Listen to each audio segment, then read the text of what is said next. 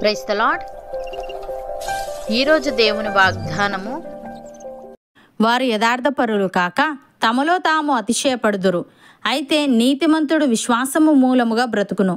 హబక్కూకు గ్రంథము 2వ అధ్యాయము 4వ వచనము. సహోదరి సహోదరులారా, ఈ మాట అర్థం కావాలంటే ఇది వ్రాయబడిన సందర్భాన్ని తెలుసుకోవాలి. యెహోయాకీము పరిపాలన కాలంలో బబులోను వారు యూదాపై దాడి చేయడానికి కొద్ది కాలానికి హబక్కూకు ఈ గ్రంథాన్ని రాశాడు. ఈ గ్రంథం ప్రపంచంలో చెడు మరియు అన్యాయం యొక్క ఉనికి గురించి ప్రవక్త దేవుని ప్రశ్నించడంతో ప్రారంభమవుతుంది. ఇక్కడ వ్రాయబడిన ఈ మాట ప్రవక్త ప్రశ్నకు దేవుని నుండి వచ్చిన ప్రతిస్పందన. ఇక్కడ వారు యథార్థపరులు కాక తమలో తాము అతిశయపడుదురు అనేది బబులోను మొత్తానికి ప్రతినిధిగా ఉన్న బబులోను రాజు లేదా ఆ రాజ్యాన్ని వ్యక్తిగా భావించి మాట్లాడడం జరుగుతుంది. దేవుని ప్రజలైన యూదా వారిని శిక్షించడానికి దేవుడు పాపిష్టి క్రూర జనమైన బబులోను వారిని ఉపయోగించడం ఎందుకు అనేది ప్రవక్త యొక్క ప్రశ్న. దానికి జవాబుగా దేవుడు నీతిమంతుడు విశ్వాసము మూలముగా బ్రతుకునని సెలవిచ్చాడు. అనగా దేవుడు చేస్తున్నది లేశమైన అర్థం కాకపోయినప్పటికీ ప్రవక్త దేవునిపై నమ్మకం ఉంచాలని దీనికి అర్థం.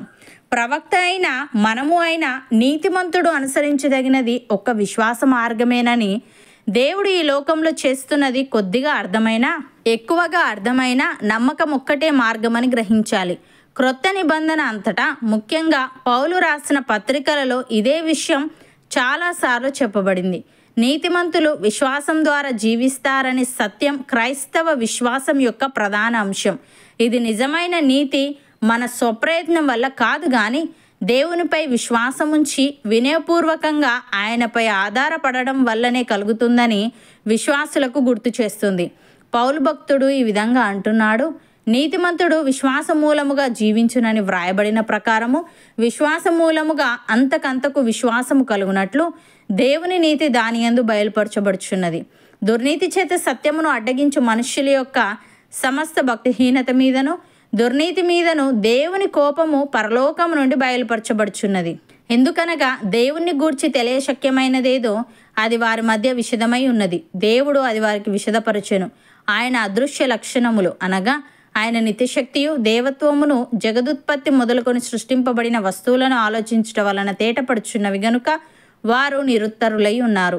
మరియు వారు దేవుణ్ణి ఎరిగియూ ఆయనను దేవునిగా మహిమపరచలేదు, కృతజ్ఞతాస్తుతులు చెల్లింపను లేదు, కానీ తమ వాదములు యందు వ్యర్థులైరి అని. ప్రియులారా, అబ్రహాము దేవుని నమ్మెను, అది అతనికి నీతిగా ఎంచబడెను. కాబట్టి విశ్వాస సంబంధులే అబ్రహాము కుమారులని మీరు తెలుసుకొనుడి. దేవుడు విశ్వాస మూలముగా అన్యజనులను నీతిమంతులుగా తీర్చునని లేఖనము ముందుగా చూచి, నీ యందు అన్యజనులందరూ ఆశీర్వదింపబడుదురు అని అబ్రహామునకు సువార్తను ముందుగా ప్రకటించెను. కాబట్టి విశ్వాస సంబంధులే విశ్వాసము గల అబ్రహాముతో కూడా ఆశీర్వదింపబడుదురు.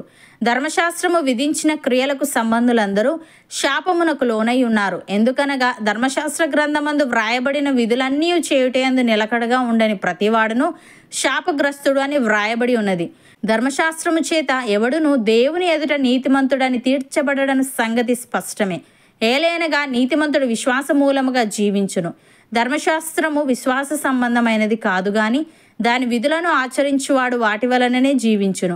ఆత్మను గూర్చిన వాగ్దానము విశ్వాసము వలన మనకు లభించినట్లు అబ్రహాము పొందిన ఆశీర్వచనము క్రీస్తు యేసు ద్వారా అన్యజనులకు కలుగుటకై క్రీస్తు మన కోసం శాపమై మనలను ధర్మశాస్త్రం యొక్క శాపము నుండి విమోచించెను. ఇందును గూర్చి మ్రాను మీద వ్రేలాడిన ప్రతివాడును శాపగ్రస్తుడు అని వ్రాయబడి ఉన్నది. నమ్మిన వారు నాతో పాటు ప్రార్థనలో ఏకీభవించండి. పరిశుద్ధుడా, ప్రేమగల తండ్రి, నీతిమంతుడు విశ్వాస మూలముగా జీవించునని నీవు ఈ లోకంలో చేస్తున్నది కొద్దిగా అర్థమైన ఎక్కువగా అర్థమైన నమ్మకం ఒక్కటే మాకు మార్గమని నీవు తెలియజేశావు.